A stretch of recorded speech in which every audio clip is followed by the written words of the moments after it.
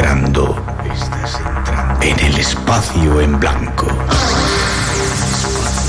Una puerta a nuevas dimensiones de la existencia. Una nueva perspectiva sobre la realidad. Espacio en blanco.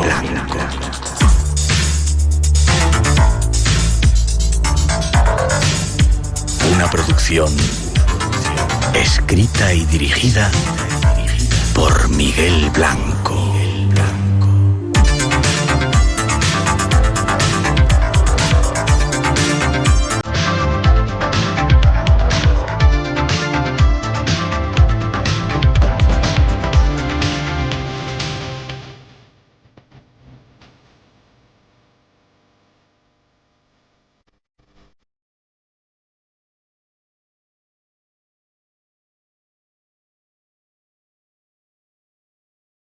Hola, saludos, aquí estamos en una emisión histórica del Espacio en Blanco desde Egipto, listos para nuestra primera edición desde este país especial de los faraones.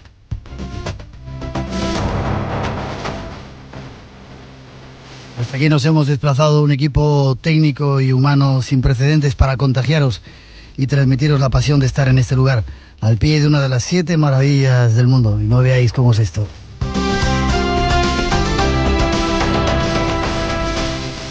Es para todos nosotros un placer estar aquí y compartir este tiempo llenando de forma especial este programa histórico único del Espacio en Blanco que solo Radio Nacional podía hacer. Decían en algunas de las cuñas, en algunas de las promociones que se estaban haciendo, cómo sonaba un programa dentro de la pirámide. Así va a sonar. Así es como suena la radio dentro de una pirámide. Estamos dentro de la pirámide de Teti, en Saqqara, uno de los faraones que se dedicó a construir pirámides a imagen y semejanza de la Gran Pirámide. Está medio derruida, pero estamos en el interior de la pirámide, donde todavía se conservan algunas inscripciones y un sarcófago que dicen que contuvo la momia de Faraón.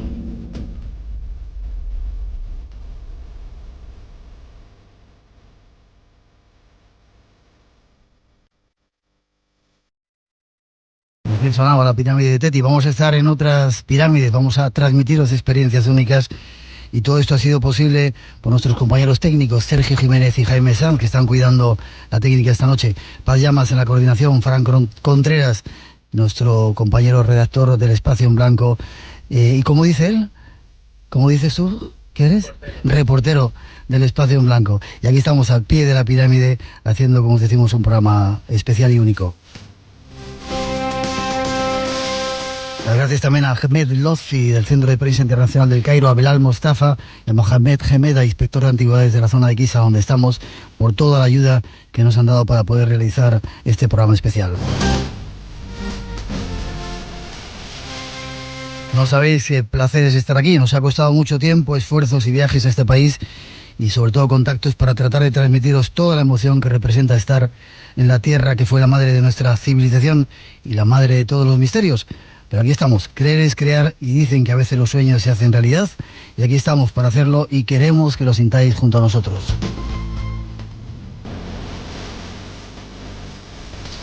Van a ser 2 días muy intensos, 2 emisiones en las que vamos a pasar revista a misterios únicos de esta civilización.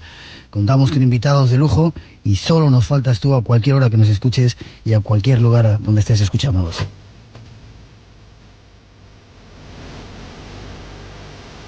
Por si queréis más información, por si queréis vernos, visitar la página web de Radio Televisión Española y un despliegue de fotografías para que sepáis casi día a día lo que estamos haciendo en este viaje especial del Espacio en Blanco. Hay fotografías en las pirámides, ya veréis lo que estamos haciendo. rtv.es es el punto de encuentro en Internet. Y para empezar, ahí van los primeros datos en lo que va a pasar esta noche en este revista, algunos misterios que vamos a hacer y contaros de la civilización. Después de esa introducción os seguimos contando.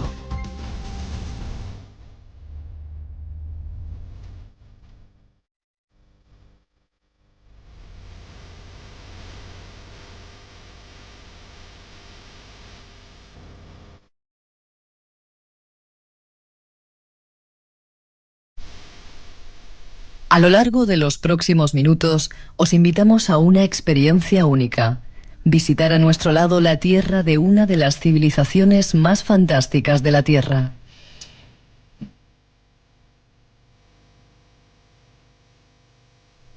Por primera vez en la historia de la radio, un equipo de Radio Nacional de España se ha trasladado hasta una tierra sagrada con un único motivo: transmitiros el misterio de la tierra de los faraones. Desde aquí vamos a invitaros a un viaje por el tiempo único, descubriendo algunos de los muchos misterios de esta tierra que fue la cuna de la civilización humana.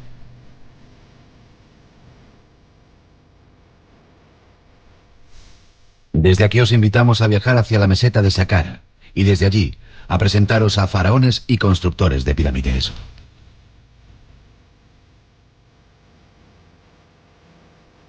Viajaremos luego en el tiempo para mostraros objetos imposibles y lugares que desafían a toda lógica, enfrentándonos a los misterios de una de las civilizaciones más grandiosas de la humanidad.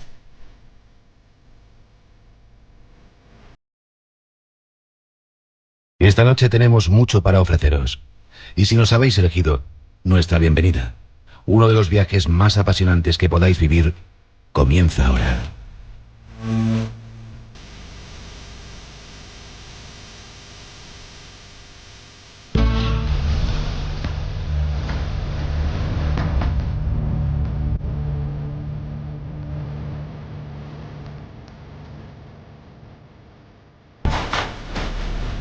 Ahí están las intenciones de este programa. Va a ser muy intenso, un viaje muy intenso, y tenemos algunos invitados de lujo que están con nosotros. Comenzar a saludar a Javier Sierra. Buenas noches, Javier. Buenas tardes, buenos días, depende del momento que se nos escuche. ¿Cómo estás? Bueno, estamos en un lugar eterno, así que la verdad que la dimensión del tiempo aquí cobra digamos que una forma distinta. Estamos, fíjate, en la esquina... Mira cómo se me ha puesto la carne de gallina. Claro, no me extraña, estamos en la esquina noroeste de la Gran Pirámide, mirando la única de las grandes maravillas del mundo antiguo que sigue en pie, pero sobre todo, Miguel, estamos contemplando un paisaje de otro mundo. No hay lugar más misterioso que encierre tantos enigmas, tantos problemas para la historia ortodoxa que este en el que ahora mismo estamos sentados haciendo este programa de radio. Yo he de agradecerte el hecho de que hayas querido compartir esta aventura con nosotros, estar esta semana aquí en el Cairo, de tu mano aprender un montón de historias y abrir un montón de cosas de la historia y abrir un montón de puertas. Te lo agradezco que estés aquí con nosotros. Dentro de un momento vamos a narrar a nuestros oyentes dónde estamos, pero yo justamente tengo enfrente la Gran Pirámide, increíble, la tenemos ahí a 20 metros, 30, no sé. Sí, estamos muy cerca de la Gran Pirámide. Casi la podíamos tocar. A la derecha tenemos la de Kefren también, y estamos rodeados absolutamente de tumbas. Pero antes, quizá, nuestro compañero Fran Contreras nos hace una imagen de lo que es esta ciudad del Cairo, que es la ciudad más increíble, una de las más increíbles que yo conozco, ¿verdad? Bueno, hay que atravesar la ciudad del Cairo para llegar a las pirámides, casi como si fuera un camino iniciático, cierto, porque realmente lo es. Venimos del mundo musulmán, atravesamos algunos lugares también de presencia cristiana. No olvidemos que aquí hay tradiciones como la de la Sagrada Familia, es decir, Jesús, José y María vinieron a este lugar, según los evangelios, huyendo de Herodes, y al final llegas al origen de todo, a las pirámides. Pero vamos a escuchar ese viaje, es una postal sonora para que tengáis un poco de idea de lo que es el Cairo.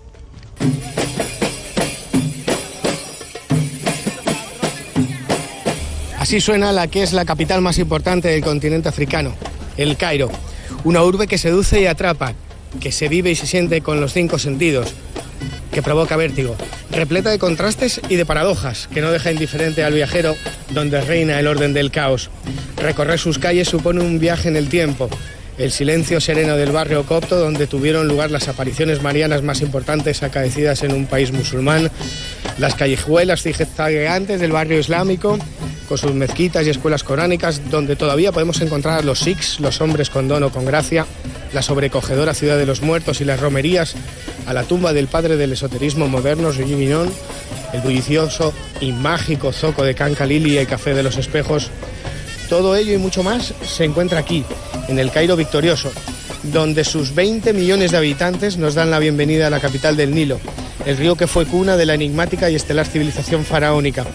Una ciudad que no duerme, que hierve de vida, que provoca y amplifica emociones y sentimientos bajo la sombra, ya sea un instante al sol o al amparo de la luna, de una figura geométrica imborrable, de un monumento incorruptible que desafía la razón y el conocimiento, la Gran Pirámide de Keops. Espacio en Blanco está aquí, en la ciudad del Cairo, donde todo puede ocurrir, donde lo invisible se hace visible, donde lo imposible se hace realidad, donde quizás todo comenzara hace mucho, mucho tiempo, y en donde el viajero, el buscador, tiene la sensación de volver a casa. Esa música que escucháis nos la dedicaban ayer en directo por una de las calles del Cairo. Es cierto eso, ¿verdad, Javier? Cuando uno llega a este país es como estar en casa, ¿no? Es una sensación extraña. La primera vez que uno visita Egipto, yo creo que se sorprende mucho con todo. Lo primero, el olor de la ciudad, cuando uno desciende por las escalerillas del avión y nota que la atmósfera es más pesada que en España y presiente que esa atmósfera nos va a traer muchas sorpresas. Y cuando uno ya se mete dentro de la ciudad, lo primero que le llama la atención es el caos circulatorio, caos de gentes, caos de horarios, porque aquí parece que esta es una urbe en la que nunca se duerme, siempre hay actividad, siempre hay una tetería o un pequeño establecimiento donde tomarse algo, y sobre todo, siempre hay una oportunidad, y creo que eso es algo que hemos perdido un poco en Occidente. Siempre hay una oportunidad para sentarse con un amigo y conversar, filosofar sobre los grandes misterios y enfrentarse al gran desafío que nos rodea a todos los seres humanos, que es desafiar a la muerte, vencer a la muerte. Aquí se habla mucho de eso, de la vida y de la muerte. Antes de empezar a desgranar un poco toda la cantidad de datos que queremos dar esta noche y de conocimientos que queremos abrir puertas para que lleguen a ellos, algunos misterios de Egipto, Javier. Primero, ¿por qué te llama tanto la atención a ti el país? ¿Por qué llama tanto la atención en general el país? ¿Qué tiene Egipto? ¿Es la madre? ¿Es la cuna? Es la cuna un poco de todo. Parece tópico decir que Egipto es la cuna de la civilización, porque hay otras cunas también, evidentemente. Mira cómo canta la llamada de la oración. Bueno, esto sabes que cada ciertas horas la ciudad se inunda de este ruido, también de ciertos aromas, sobre todo dependiendo de las épocas del año que uno visite el Cairo, se va a encontrar con el aroma a azahar, con los perfumes de las frutas recién recogidas en los oasis. Todo eso forma parte de un universo de sensaciones realmente increíble y primitivo. Nosotros nos hemos hecho demasiado asépticos en nuestra manera de vivir, quizá en Occidente. Todo está minuciosamente controlado, y aquí la sorpresa puede emerger en cualquier situación. Lo escuchamos un segundito. Hay que decir que estamos al aire libre, evidentemente no es un estudio de radio, estamos al aire libre con un despliegue, y vamos a escuchar cómo suena esa llamada a la oración.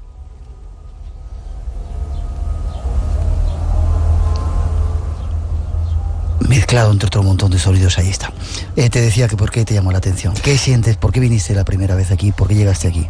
Yo llegué quizá atraído por un impacto infantil. A mí desde muy pequeño todo lo relacionado con las pirámides, con la esfinge, era algo que me provocaba, que me llamaba muchísimo la atención. No sé decirte muy bien dónde nace ese germen, porque evidentemente yo soy del interior de la península ibérica, nací en Aragón, allí no hay ni pirámides ni esfinges, pero sin embargo desde pequeño se colaron en mi imaginario, y pronto descubrí, poco a poco, viniendo aquí, que en realidad no estaba yendo a un país exótico, a un lugar alejado de nuestros planteamientos o nuestros principios, sino que estaba viajando al origen de muchas de nuestras creencias. Por ejemplo, Miguel, algo en lo que no cae mucha gente.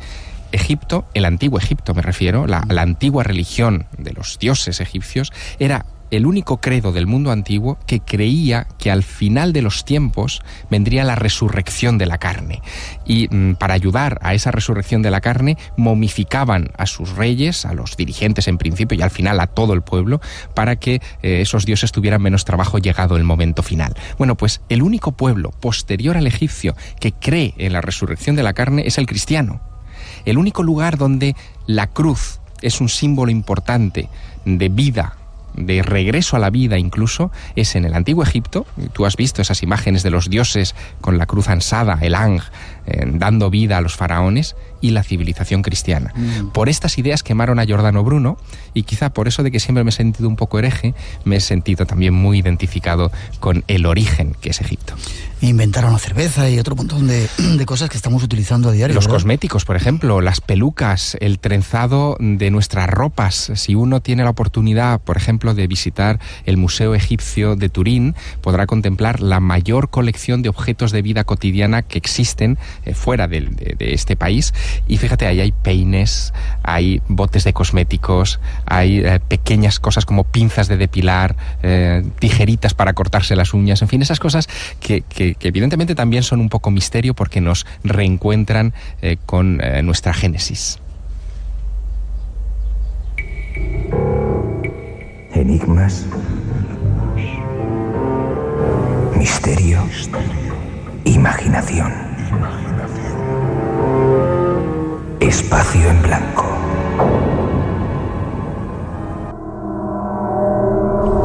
Javier, vamos a tratar de hacer una fotografía del lugar donde estamos, la meseta de Giza, que aunque hoy no vamos a hablar, lo haremos mañana en ese segundo programa especial desde las pirámides de Egipto, pero como estamos hoy aquí, vamos a dar una imagen, una postal de dónde estamos y qué representa la meseta de Giza. Pues mira, estamos justo ahora mismo contemplando un edificio que tiene 137 metros de altura, que en la antigüedad alcanzaba los 146 metros. Está sin culminar, si te fijas es una pirámide que parece truncada. Hay una superficie, una pequeña meseta en la parte superior con un pararrayos que tiene aproximadamente 3 por 3 metros y fíjate, es muy curioso porque los egipcios parece que la dejaron así ex profeso, a propósito. No querían que su obra perfecta, porque la pirámide es una obra perfecta, desafiara al mismísimo Dios o a los mismísimos dioses culminándola. Eso ya era tarea de la divinidad, el terminarla, el ponerle el piramidión que nunca se ha encontrado, pese a que se ha buscado en todos los alrededores de este lugar. Le falta ese pedazo, no es que lo dejaron así. Lo dejaron así, quizá el pedazo estaba un poquito más alto, pero parece que nunca se concluyó, que se dejó plano en recuerdo o en honor de los dioses. Al menos eso es lo que dice uno de los grandes expertos en el Antiguo Egipto, novelista y persona a la que yo admiro mucho, que es Christian Jack.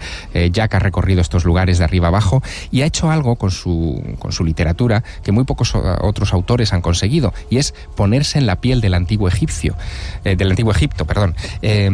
Piensa que nosotros vemos ahora todo esto con los ojos de los egiptólogos, de la ciencia que mide, pesa y calibra cada uno de estos monumentos. Pero en la antigüedad, hace 4.500 años por lo menos, eso era lo de menos. Lo que más importaba era el sentimiento que provocaban estas pirámides. Y hoy, contemplándolas, Miguel, la tenemos delante, lo que sentimos es una experiencia ascensional.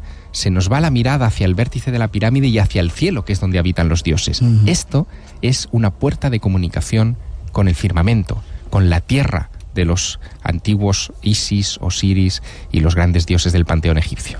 Y aquí es donde está el Espacio en Blanco, Radio Nacional de España, por primera vez en la historia, un programa aquí al pie de las pirámides en la meseta de Giza.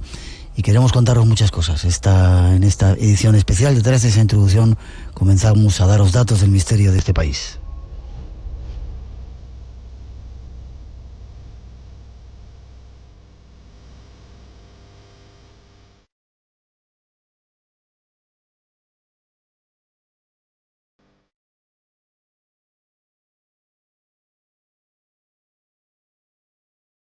Nuestro primer destino en esta tierra sagrada es Saqqara. Egipto es un país que se caracteriza por sus pirámides. En Egipto en total hay más de 100 pirámides repartidas por todo el territorio egipcio.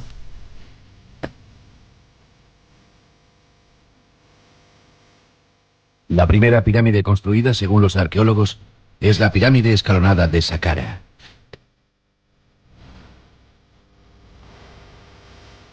Situada a pocos kilómetros de la ciudad del Cairo, Saqqara constituía la necrópolis de la capital, Menfis, tras la unión del Alto y el Bajo Egipto.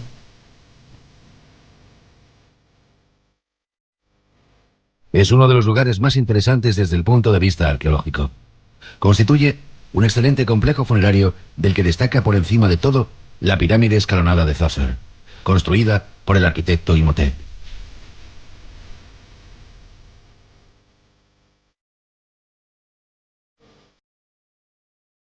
En principio la idea era de una mastaba, es decir, una tumba de un solo piso con diferentes estancias en su interior. Sin embargo, para mayor grandeza de su rey, el arquitecto subió la mastaba 6 escalones más, creando la única pirámide escalonada del mundo antiguo, anterior a las 3 pirámides famosas de Giza. Además, dentro del complejo funerario existen otras mastabas visitables y restos de templos, como la pirámide de Unas o la de Teti. Muchos de los descubrimientos efectuados en esta zona son bastante recientes y aún hoy constituye una de las zonas más interesantes para los arqueólogos.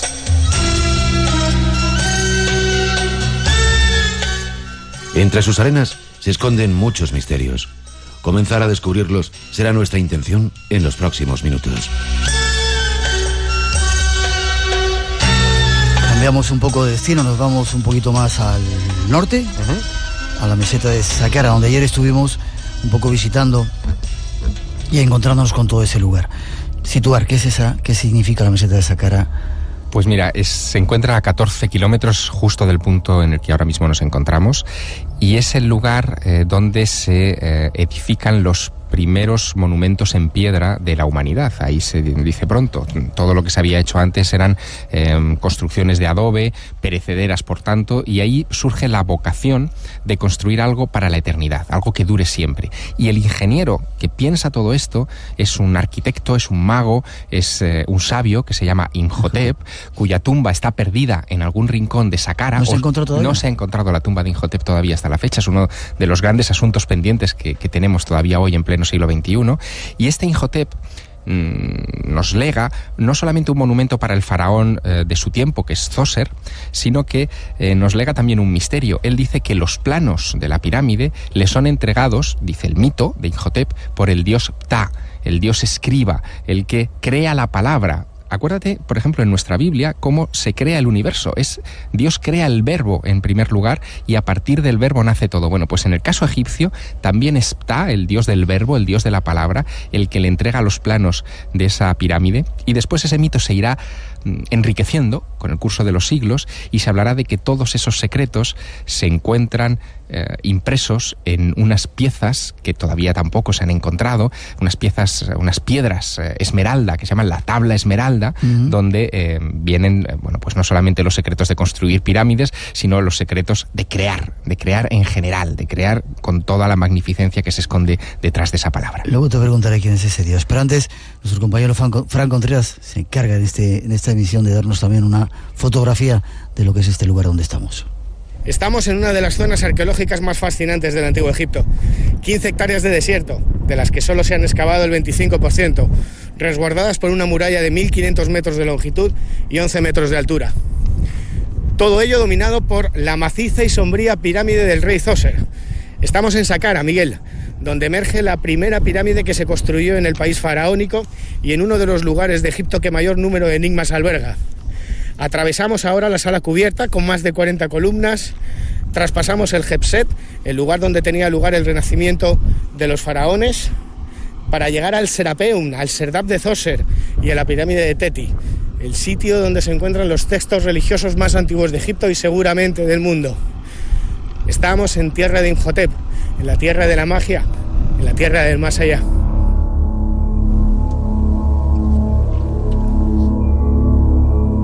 Eso era ayer, vivido en directo. Hay algunos, lo explico a nuestros oyentes, hemos rescatado algunos documentos sonoros in situ para que veáis un poco la emoción, la intensidad que hay ahí, ¿verdad? Qué lugar también tan increíble. Si donde estamos, la meseta de Giza, es tremendo e intenso, Saqqara es otro lugar absolutamente fascinante, quizá menos conocido y con tantos o más misterios que este, ¿verdad? Con tantos o más, porque parece ser el origen de todo. En principio, en Saqqara te recibe un gran templo, que es el templo funerario asociado a la pirámide de Djoser, que uno atraviesa ciertamente sobrecogido, y cuando sales a esa enorme plaza que está frente a la pirámide, no todos son conscientes, pero los que lo son sienten ese pequeño escalofrío de que hay debajo de esa arena que nosotros estuvimos pisando, hay decenas de miles de pequeños vasos votivos que se ofrecieron a los dioses en la antigüedad, y que las autoridades egipcias a fecha de hoy no han querido desenterrar porque no saben cómo gestionar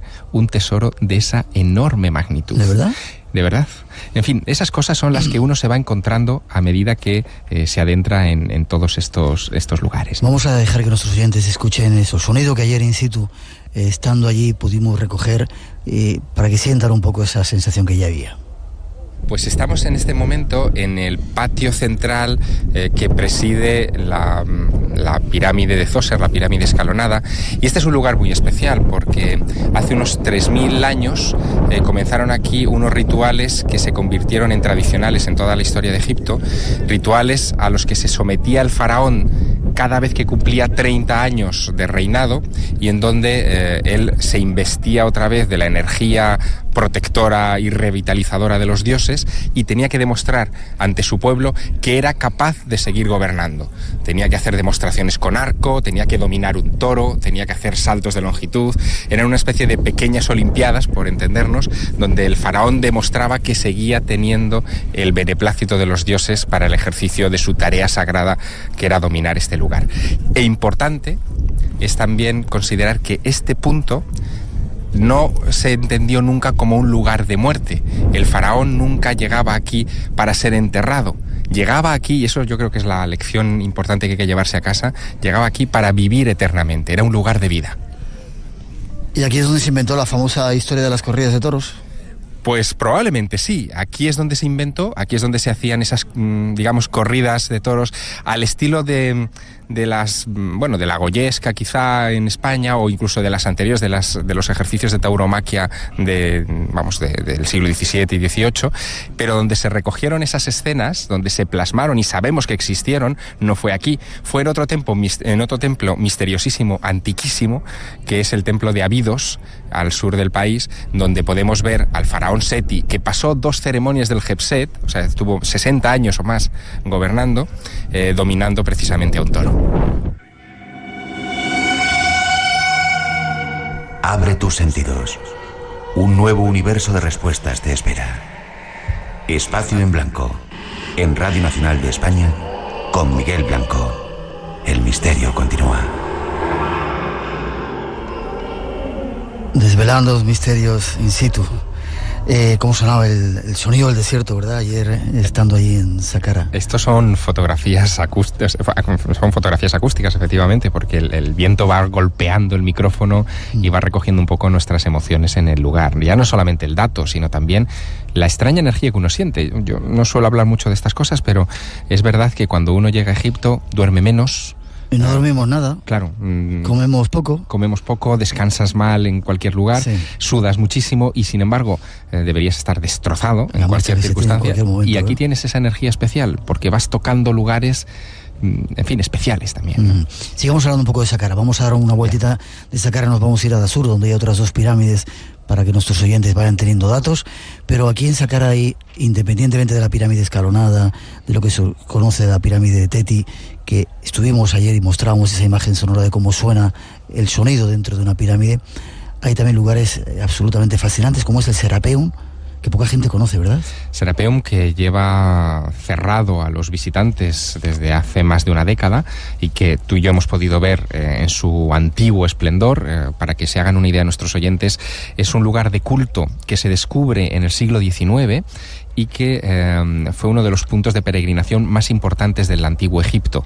Los que iban hasta ese punto querían venerar al dios Apis, que es una variante de Osiris, para presentarle sus respetos y pedirle por sus bendiciones para las familias, sobre todo. Era un templo también de sanación, un lugar que es subterráneo, no es un templo como los de Karnak o Luxor, no hay grandes columnas, ni patios porticados, ni enormes esfinges, ni obeliscos, ni nada por el estilo. Se trata de unas galerías como las del metro, para que nos hagamos una idea. Subterráneas, abovedadas, con un gran recorrido de muchos metros, de muchas decenas de metros, y a los lados hay como pequeñas habitaciones con unos sarcófagos gigantes que supuestamente albergaron momias del buey Apis, todos ellos vacíos, nunca se encontró una sola momia de buey Apis en su interior, algunos de ellos de 70 toneladas, con una tapa encima de granito de otras 30 toneladas, estamos hablando de un peso y de una ingeniería necesaria para llevar esos bloques allí tremenda,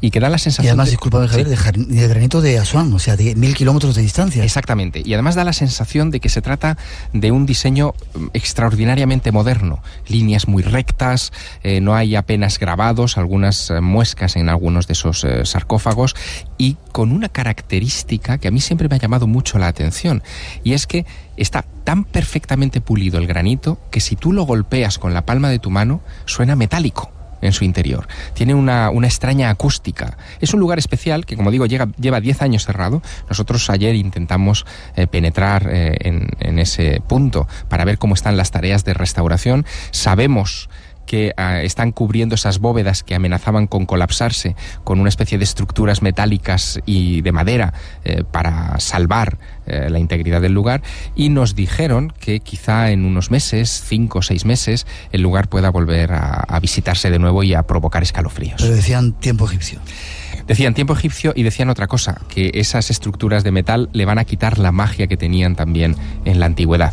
Todo esto, y creo que es muy importante recordarlo esta noche en el programa, todo esto tiene mucho que ver con la enorme capacidad de seducción que tenía el antiguo pueblo egipcio.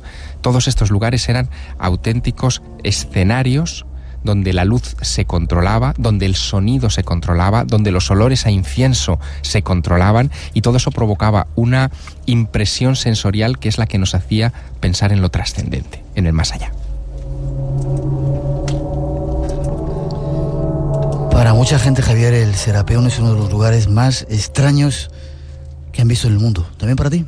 También para mí, sobre todo desde que supe que, además del nivel 1 del Serapeum, por debajo de esa enorme galería y de esos enormes sarcófagos, hay otros niveles, muchos de ellos todavía pendientes de explorar. Y hay otra cosa ahí debajo que se ha vislumbrado un poco, que los egiptólogos apenas hablan de ello, pero que es muy sorprendente, y es un enorme cementerio de ibis, de momias momificadas, o sea, de cuerpos, quiero decir, de ese pájaro tan característico del antiguo Egipto, que es el ibis, que aparece en muchos jeroglíficos. Pues hay al menos 10.000 momias de ibis enterradas bajo el nivel 0 del Serapeum.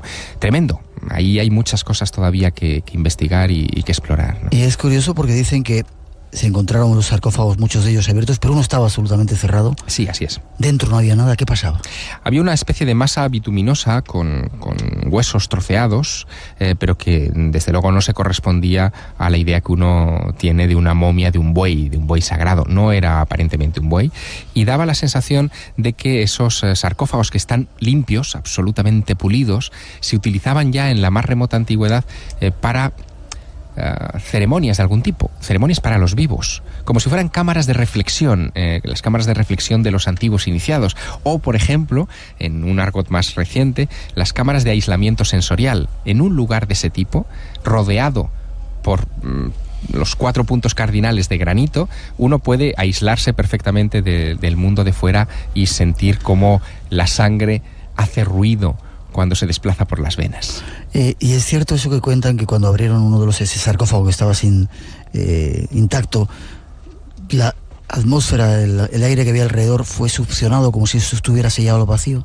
¿O es una leyenda urbana? No lo sé, yo no he oído nunca o no he visto nunca ese comentario, digamos, en los textos de los egiptólogos, pero sí te puedo decir que el descubrimiento del Serapeum tuvo algo de mágico.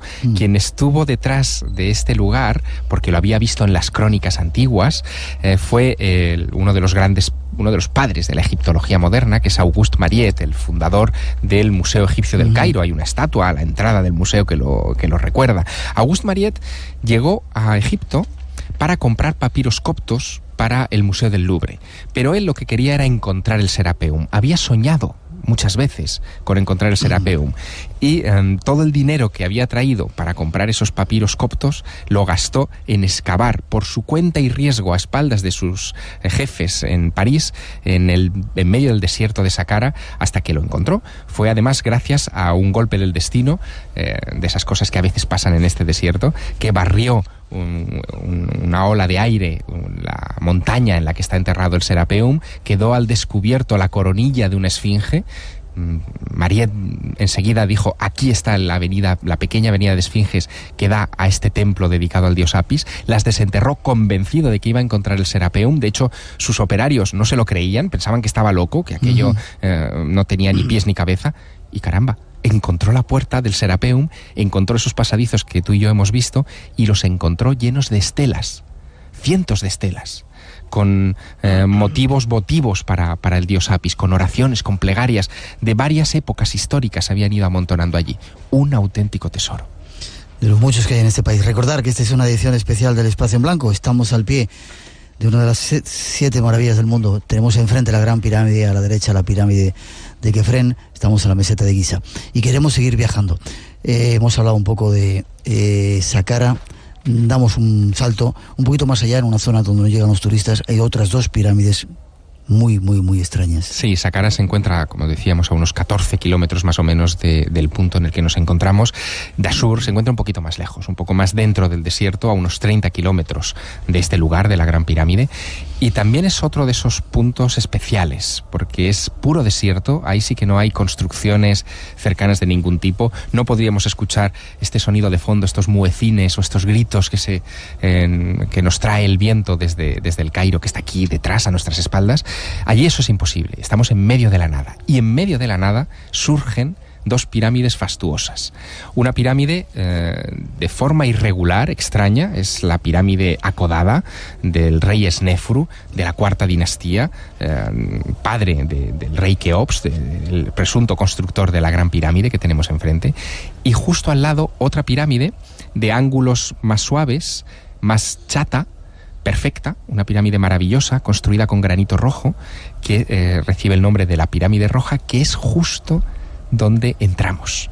Ahí pudimos colarnos en ese punto donde casi no hay turistas, casi no va nadie, ni siquiera los egiptólogos le prestan demasiada atención, y ahí pudimos pasar unas horas y sentir cómo se está en una pirámide, en una morada de eternidad, que es como las llamaban los antiguos egipcios. Tenemos un testimonio de ello. Nos los preparan nuestros compañeros. Vamos a escuchar cómo suena la pirámide y cómo se está dentro de la pirámide. Anunciábamos, insisto antes, Radio Nacional decía que cómo iba a sonar dentro de una pirámide el sonido. Lo vais a escuchar. Antes era la pirámide de Teti, ahora es la pirámide de Dashur. Estuvimos dentro y esto es lo que ocurría. Así es como suena la Radio Nacional de España, dentro de una pirámide. Javier, estamos dentro de la pirámide de Dashur, una pirámide que no había visitado en mis 30 y tantos viajes porque estaba cerrada por cuestiones militares. Impresionante este lugar. ¿Quién era Dashur y qué significa esta pirámide? Dashur es el nombre de la zona geográfica donde nos encontramos. El faraón que la construyó se llamaba Snefru, fue el padre del faraón Keops, y se construyó no una, sino 3 pirámides. Es uno de los grandes desafíos que tiene la egiptología por delante, porque si el faraón construía una pirámide para que fuera su tumba, ¿por qué se construyó 3 tumbas? Y en esta en concreto se ensayaron técnicas que después veremos en la Gran Pirámide de Giza. Por ejemplo, esta estructura en caballete que tenemos encima de la cabeza y que produce esta sonoridad. Es lo que después encontraremos en la Gran Galería, en la Gran Pirámide de Keops. Y un dato, Miguel, estremecedor. En el periodo de la 4ª dinastía en el que se construyeron estos edificios, se movieron la misma cantidad de metros cúbicos de piedra que en los 1500 años siguientes de la historia de Egipto. Solamente un periodo de unos 200 años, la misma cantidad de piedra que en los 1500 años siguientes. ¿Qué ocurrió aquí para que se dieran a luz estas construcciones? Es realmente fantástico. Aquí nunca hubo tampoco momias, no se han encontrado sarcófagos, no se han encontrado muertos. No se han encontrado ningún tipo de evidencias que apunten a que esto se utilizaba como lugar de enterramiento. Sí hay una simbología evidentemente funeraria, porque ahora mismo nos encontramos por debajo del nivel del suelo de Dashur. Es el inframundo, el lugar al que están destinados los cuerpos para después elevarse a las estrellas, pero nunca se encontró ni sarcófago, ni ajuar funerario, ni momia, por supuesto, en ninguna de las pirámides del rey Snefru. Esta pirámide está fuera de los circuitos turísticos masivos donde vienen los paquetes estos vacacionales. ¿Por qué la gente no viene a este lugar? Quizá porque se encuentra a unos 30 kilómetros más o menos del Cairo. El recorrido para los autobuses es un poco más largo que, por ejemplo, visitar Saqqara, que está a solo 14 kilómetros. Pero yo creo que también porque entrar aquí no es una experiencia para turistas. Este es un lugar que conserva parte de su sacralidad antigua. Solamente el sonido que estamos percibiendo ahora mismo ya es sagrado, ya forma parte de eso, y además tienes que enfrentarte al desierto. Esto está en medio del desierto, no hay un oasis cercano, no hay una construcción o una sombra en la que te puedas refugiar a varios kilómetros a la redonda, y eso hace que estas pirámides sean pues todo un vórtice para quien busque cosas que no son las convencionales. Al lado de esta pirámide está la pirámide romboidal, también otro una maravilla de la construcción y un misterio. ¿Por qué la hicieron así y quién la construyó? La construyó Snefru también, es la segunda de las pirámides que le pertenecen de este lugar. Y fíjate, es una cosa muy curiosa. Siempre se ha dicho que es romboidal porque los arquitectos del faraón se equivocaron a la hora de calcular sus ángulos y después rectificaron cuando vieron que la pirámide podría colapsarse. Bueno, puede que sea una explicación, porque evidentemente la pirámide sufre de la tensión de la piedra por haberla levantado así, pero de lo que no cabe ninguna duda es que su perfil sobre el desierto es tan imponente como el de la pirámide, el de la Gran Pirámide. Estamos hablando de un monumento que tiene en volumen de construcción casi lo mismo que la pirámide de Kefren, es decir, es una pirámide muy grande, no es una menor, no es un montón de cascotes de piedra y de barro como hemos visto en otros lugares. Y fíjate en un detalle, Miguel, estas pirámides pertenecen a la cuarta dinastía, se conservan. Las pirámides de la quinta dinastía, que también hemos visto en Saqqara, están derrumbadas todas, las de la sexta casi han desaparecido. Ocurrió algo en este periodo concreto de la historia que hizo que floreciera una técnica constructiva sobresaliente que duró muy poco tiempo y que después se perdió. Otro misterio para la lista. Explícame antes de salir, esa piedra, Javier, esa grande, que me decías que era igual en todas las pirámides, ¿es como una medida estándar a la hora de construir? Sí, yo lo definiría casi como la firma del constructor de este tipo de modelo de pirámide. Es un bloque enorme, aproximadamente tendrá unos 4,5 metros de longitud por unos 3 casi de altura y 1,5 metros, casi 2 de fondo. Debe pesar en torno a las 250 toneladas y se encuentra siempre situado en la parte superior del pasillo que da al interior de estas cámaras.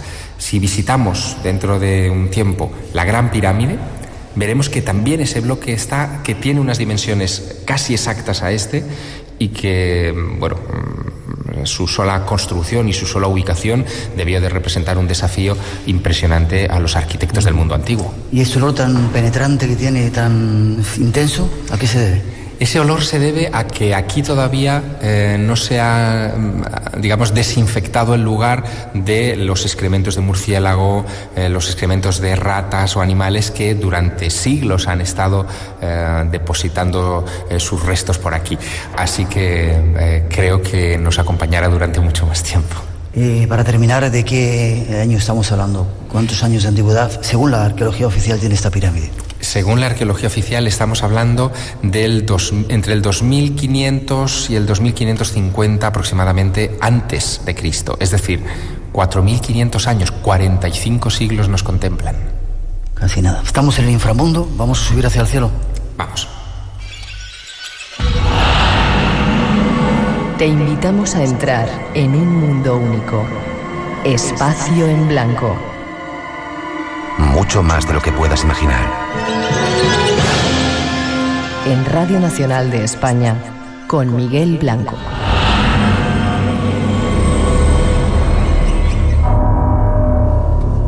Impresionante cómo sonaba dentro de la pirámide, Javier. Son esas cosas que se pierden con la historia, con el paso del tiempo. El sonido en realidad se empezó a recoger en época muy reciente y no sabemos cómo realmente sonaban los templos en el mundo antiguo.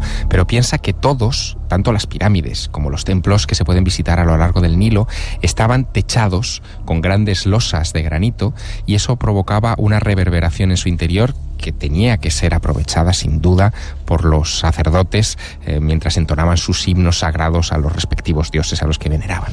Estamos en Egipto, programa especial. ¿Has hecho alguna vez un programa con la pirámide enfrente, Javier? Jamás, jamás. Yo creo que esto es un privilegio de muy pocos. Ocasión histórica, sí señor.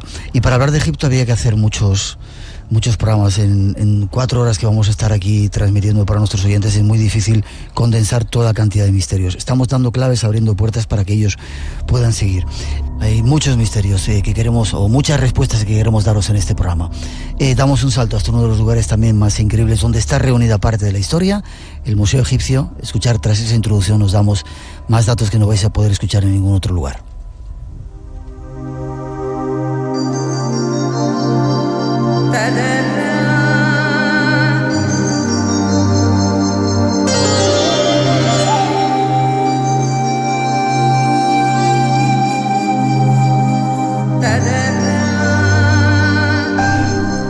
Viajamos hasta un lugar donde se reúnen muchos de los misterios del país que hoy estamos visitando. Se trata del Museo del Cairo.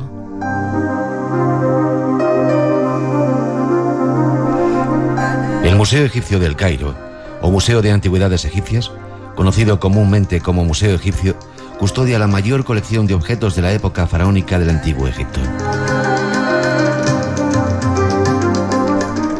Posee más de 120.000 objetos clasificados de diferentes épocas de la historia egipcia, sobresaliendo de otros museos no solo por la cantidad, sino también por la importancia de muchos de ellos. Se encuentra situado en el centro del Cairo, en la Plaza Tahrir, y fue diseñado en 1900 por el arquitecto francés Marcel Dugnon, en estilo neoclásico, inaugurándose en 1902. Entre sus paredes se encuentran muchos de los tesoros del antiguo Egipto, destacando el tesoro de Tutankamón. Pero existen otras piezas menos conocidas y llenas de misterio.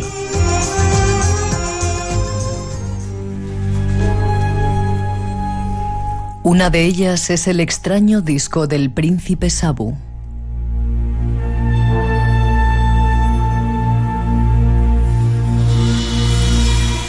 En la primera planta del Museo Egipcio del Cairo, y entre dos salas muy próximas a la Sala de las Momias, uno puede ver un objeto solitario, parecido a una rueda o disco de piedra.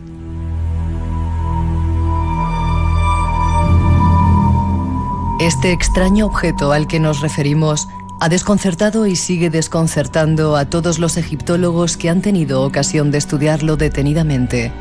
El primero de ellos fue su descubridor Brian Walter Emery, uno de los egiptólogos más importantes del siglo XX.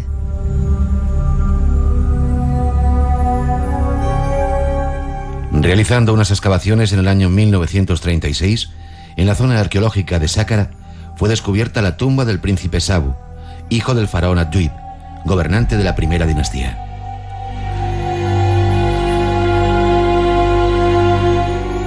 Entre los utensilios del ajuar funerario que fueron extraídos a Brian Walter Emery, le llamó poderosamente la atención un objeto que definió inicialmente como un recipiente con forma de tazón de esquisto.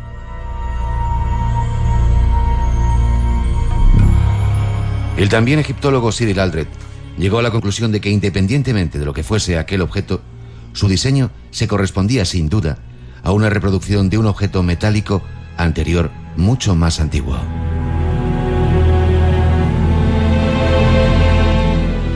Pero ¿qué mecanismos existían hace 5.000 años en el Valle del Nilo?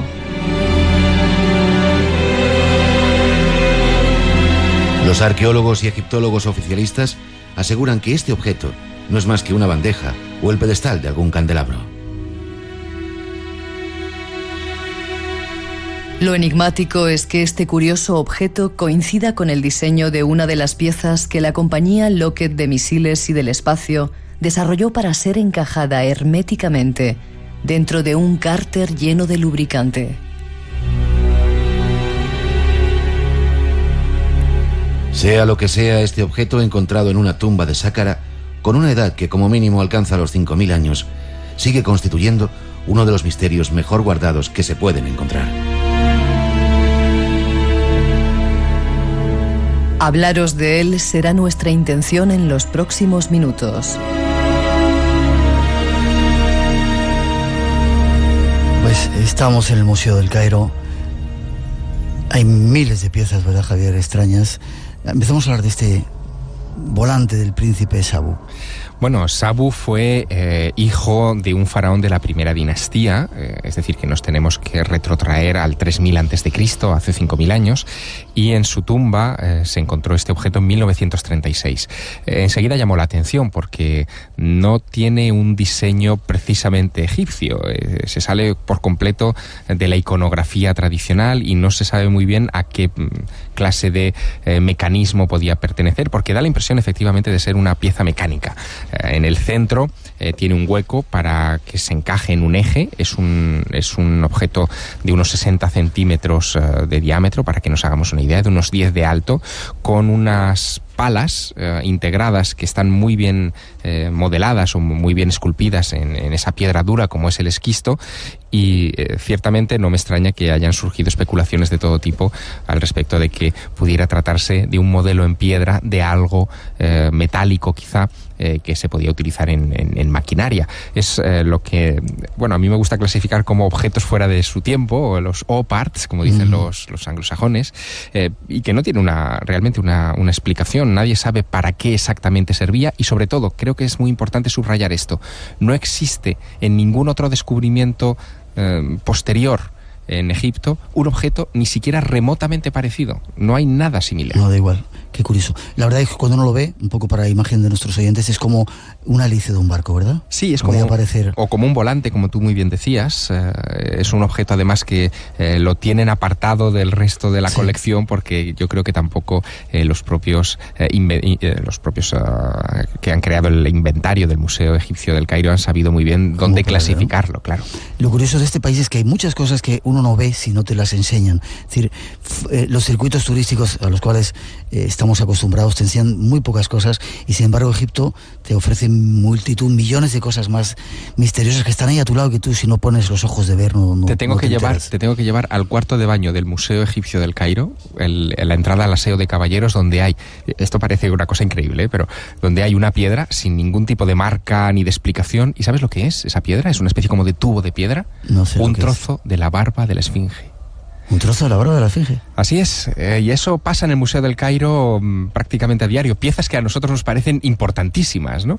Que en cualquier otro museo serían casi la pieza angular de la colección. Ahí están al lado del cuarto de baño de caballeros.